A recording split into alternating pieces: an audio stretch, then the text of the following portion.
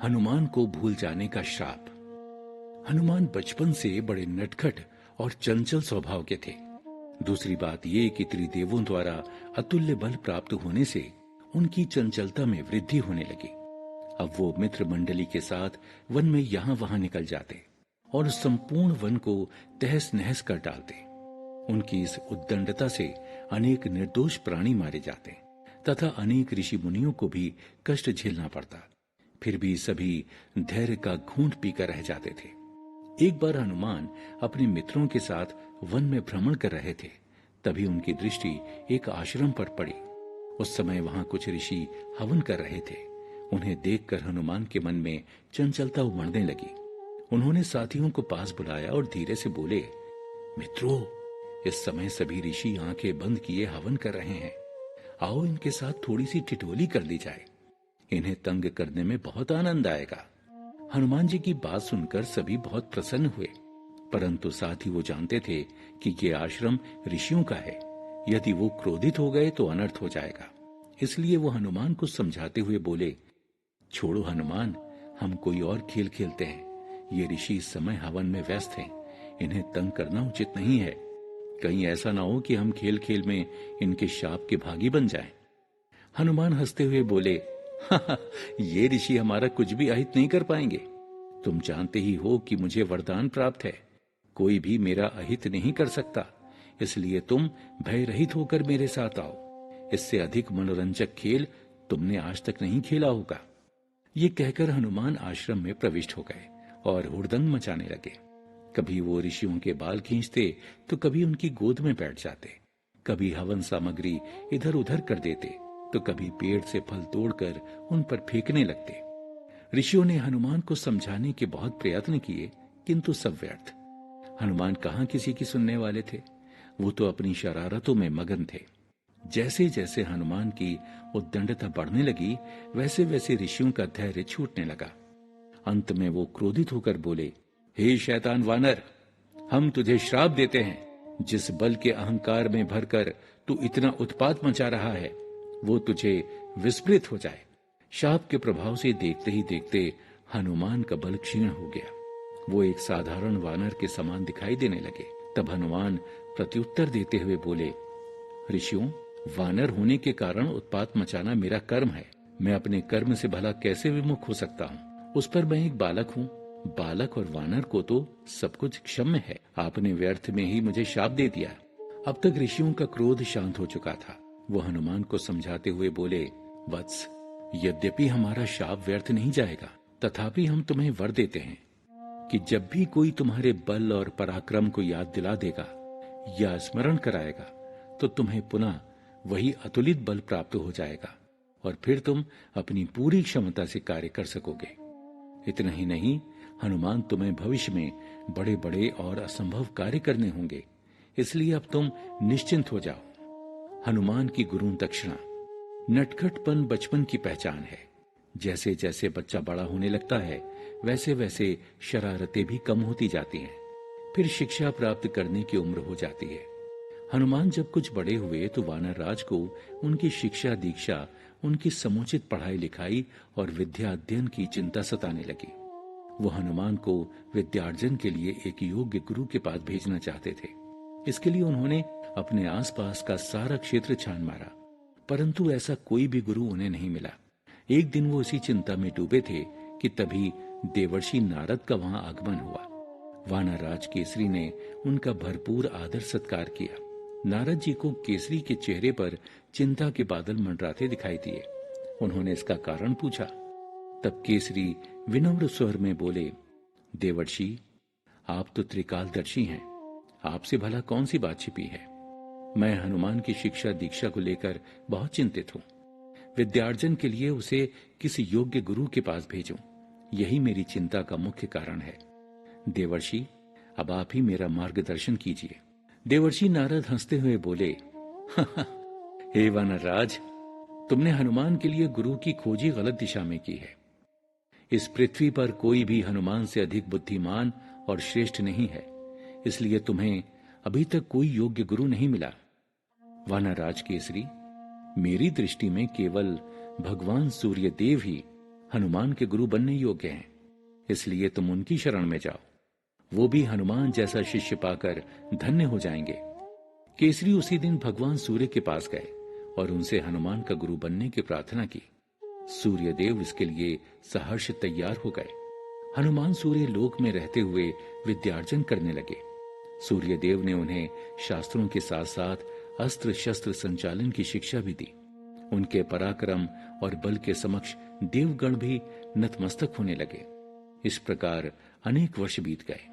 एक दिन सूर्य देव ने हनुमान को अपने पास बुलाकर कहा, वत्स हनुमान, आज तुम्हारी शिक्षा पूर्ण हुई। मैंने अपना संपूर्ण अर्जित ज्ञान तुम्हें प्रदान कर दिया है।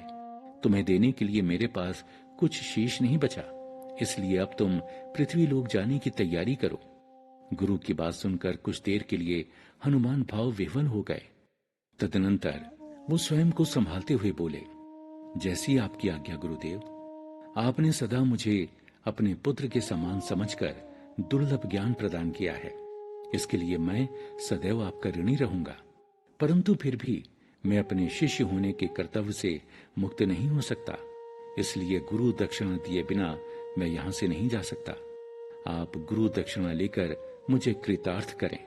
सूर्य देव ने हनुमान को अनेक प्रकार से समझाने की कोशिश की, लेकिन हनुमान ने गुरु दक्षिणा दिए बिना वापस जाने से इनकार कर दिया। तब सूर्य देव प्रसन्न होकर बोले, वत्स, तुम्हारी गुरु भक्ति से मैं संतुष्ट हूं। पृथ्वी पर किष्किंधा में मेरा पुत्र सुग्रीव रहता है। आने वाले समय में उसे तुम्हारी सहायता की आवश्यकता पड़ेगी, इसलिए तुम सदैव उसकी रक्षा करना। यही मेरी गुरु दक्षिणा होगी। हनुमान ने सूर्य देव को वचन दिया कि वो सुग्रीव के साथ रहते हुए सदैव उसकी रक्षा करेंगे। इसके बाद वो घर लौट आए। कुछ दिन माता पिता के साथ रहने के बाद हनुमान अपने वचन को पूर्ण करने के लिए सुग्रीव के पास चले गए। इस प्रकार हनुमान ने गुरु को दिए वचन का जीवन भर अनुपालन किया। श्री राम सुग्रीव मित्रता। आज सुग्रीव के आदेश पर हनुमान जी प्रभु श्री राम से मिले और सब बातें अच्छी तरह से समझाकर हनुमान जी ने दोनों भाइयों को अपने कंधों पर चढ़ा लिया और वहां से चल पड़े। जब सुग्रीव ने प्रभु श्री रामचंद्र जी को देखा तो वो अपने जन्म को सराहने लगा। निकट पहुंचते ही सुग्रीव ने प्रभु के श्री चरणों में मस्तक नवाया, फिर उनसे आदर सहित मिले। श्री रघुनाथ जी भी उनसे गले लगकर मिले। लक्ष्मण जी ने भी भाई का अनुकरण किया। सुग्रीव के मन में बड़ा संकोच है कि हे विधाता, क्या ये मुझसे प्रीति करेंगे? आदर सत्कार और मिलने मिलाने के बाद हनुमान जी ने दोनों पक्षों की कथा सुनाकर अग्नि को साक्षी बना दोनों में प्रतिज्ञा पूर्वक मैत्री करवा दी। दोनों ने हृदय की गहराई से मित्रता की। अब लक्ष्मण जी ने अयोध्या से वनगमन तथा श्री सीता जी के हरण आदि की सारी कथा सुग्रीव को विस्तार से बताई। सुनकर सुग्रीव के नेत्रों में जल भर आया। फिर उसने रूंधे गले से कहा, हे नाथ, आप चिंता ना करें, जानकी जी अवश्य मिल जाएंगी। मैं एक बार यहाँ मंत्रियों के साथ बैठा हुआ कुछ विचार कर रहा था, तब मैंने शत्रु के चंगुल में विवश और विलाप करती हुई सीता जी को आकाश मार्ग से जाते हुए देखा था। मैंने हमें देखकर उन्होंने राम राम हा राम पुकार कर वस्त्र गिरा दिया था। श्री राम जी ने वो वस्त्र मांगा, तब सुग्रीव ने तुरंत ही लाकर दे दिया। वस्त्र को हृदय से लगाकर श्री रामचंद्र जी ने बहुत ही शोक किया। फिर सुग्रीव ने कहा, हे रघुवीर जी, सुनिए, सोच त्याग दीजिए और मन में धीरज लाइए। मैं सब प्रकार से आपकी सेवा करूंगा। जिस तरह भी जानकी जी आपको शीघ्र मिलें, मैं वो सब प्रबंध करूंगा। कृपा के समुद्र और बल की खान श्री राम जी सखा सुग्रीव के वचन सुनकर हर्षित हुए और बोले, हे सुग्रीव, मुझे ये बताओ कि तुम वन में क्यों रहते हो? तब सुग्रीव ने कहा, हे नाथ, बाली और मैं सगे भाई हैं। हम दोनों में इतना प्रेम था कि उसका वर्णन नहीं किया जा सकता। हे प्रभु, मय दानव का एक पुत्र था और उसका नाम मायावी था। एक बार वो हमारे नगर में आया। उसने आधी रात को नगर के फाटक पर आकर हमें ललकारा। मेरा भाई बाली शत्रु की इस ललकार को सह नहीं सका। वो उसे सबक सिखाने के लिए दौड़ा, पर बाली को आता देखकर मायावी भाग खड़ा हुआ। मैं भी भाई के साथ चला गया। वो मायावी एक पर्वत की गुफा में जा घुसा। पीछा करता भाई भी वहां पहुंचा और मुझे समझाकर भाई ने कहा, सुग्रीव, तुम एक पखवाड़े तक मेरी प्रतीक्षा करना। मैं गुफा के अंदर जा रहा हूं। उतने दिनों में गुफा से बाहर ना आऊं तो समझ लेना कि मैं मारा गया। हे रघुनंदन, मैं वहां महीने भर तक बाली के लौटने की प्रतीक्षा करता रहा। तब उस गुफा के अंदर से रक्त की बड़ी भारी धारा निकली। मैंने समझा कि उस राक्षस ने मेरे भाई बाली को मार डाला। अब बाहर आकर वो मुझे भी मार डालेगा। इसलिए मैं गुफा के द्वार पर एक शिला रखकर वहां से भाग आया। इधर मंत्रियों ने नगर को बिना राजा का देखा तो मुझे जबरदस्ती राजा बना दिया और मैं राजकाज देखने लगा। कुछ समय बाद बाली उस राक्षस को मारकर घर लौट आया। मुझे सिंहासन पर देखकर उसे बड़ा क्रोध आया।